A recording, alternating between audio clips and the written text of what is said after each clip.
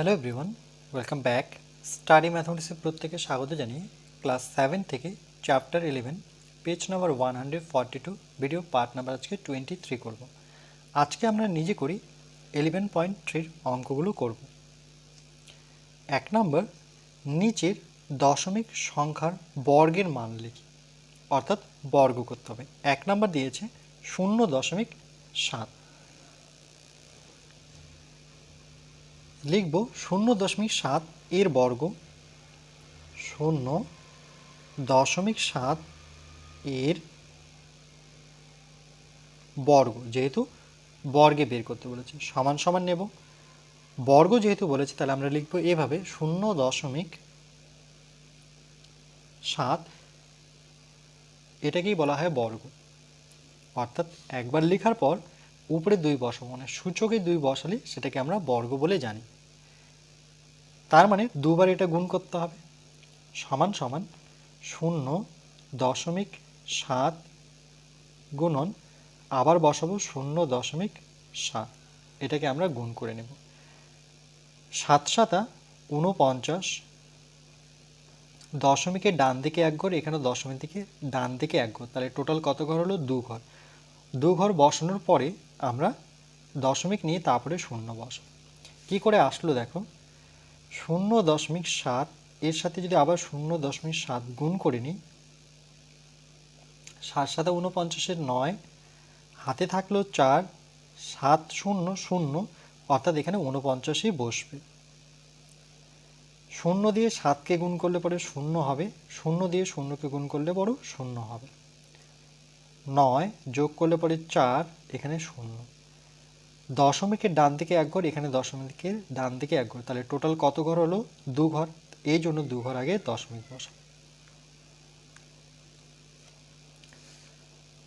এটা একটা উত্তর পেয়ে গেলাম আমরা।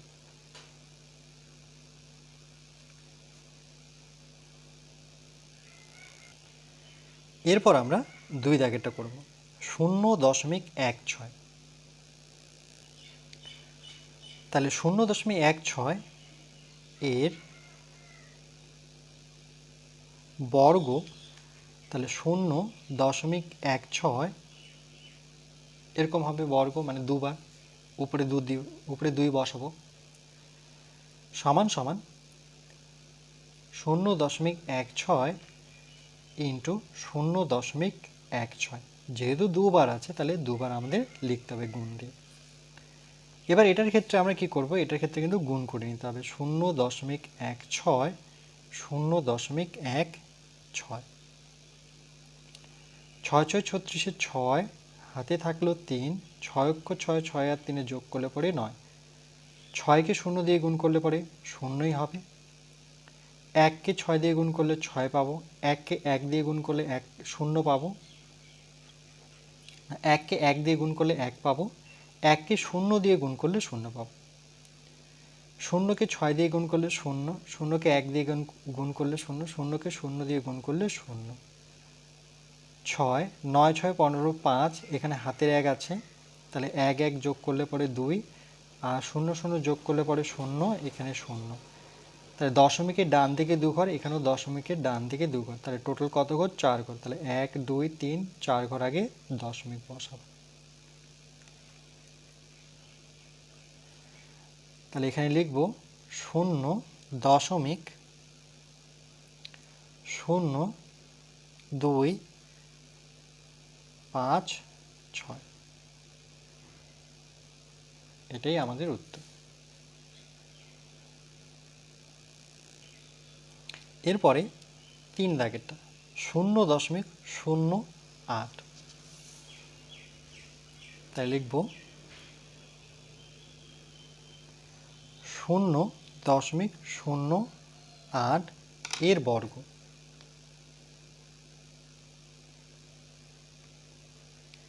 এর বর্গ। ঠিক একইভাবে বর্গ কথাটা যেহেতু লিখেছি, তাহলে 0.08 লেখার পরে আমরা এখানে 2 বসাবো। এই সংখ্যাটাকে দুবার গুণ করতে হবে, 0.08 গুণন 0.08, তাহলে দুবার গুণ করে নিই, 0.08 0.08 8 8 64 4 শূন্য থাকলে 64 বসবে 8 দিয়ে শূন্যকে গুণ করলে পরে শূন্য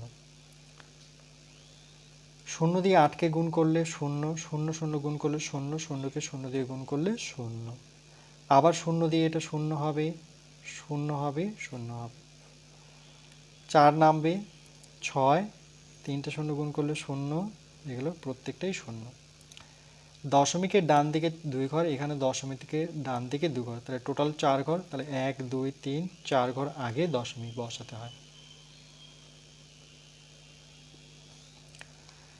তাহলে এখানে আমরা বসাবো 0.0064 এরপর আমরা 4 দাগের অঙ্কটা করব 0.25 তাই লিখব 0.25 এর বর্গ সমান সমান তাহলে বর্গ করব লিখব 0.25 লিখে উপরে বর্গ চিহ্ন বসাবো অর্থাৎ 2 বসাবো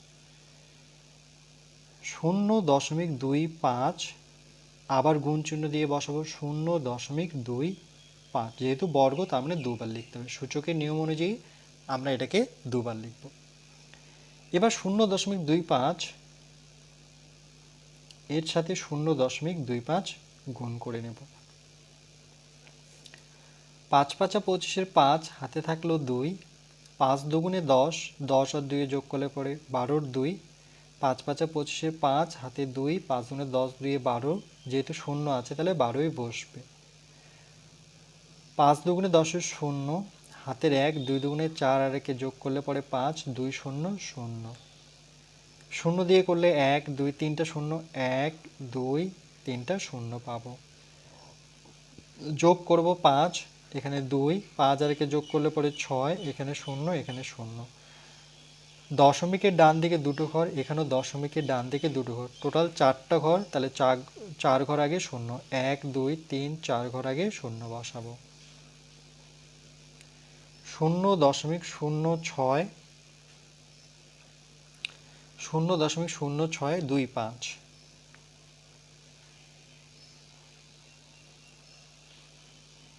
এটাই আমাদের উত্তর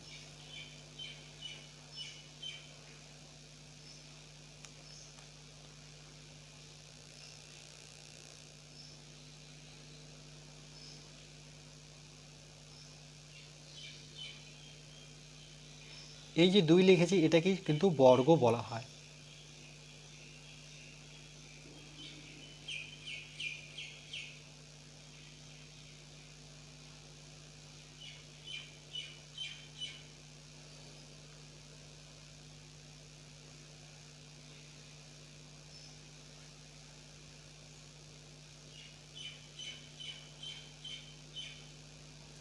এরপর পরবর্তী পার্ট নাম্বার 24-এ আমরা নিজে করে 11.3 2 দাগের অঙ্কগুলো করব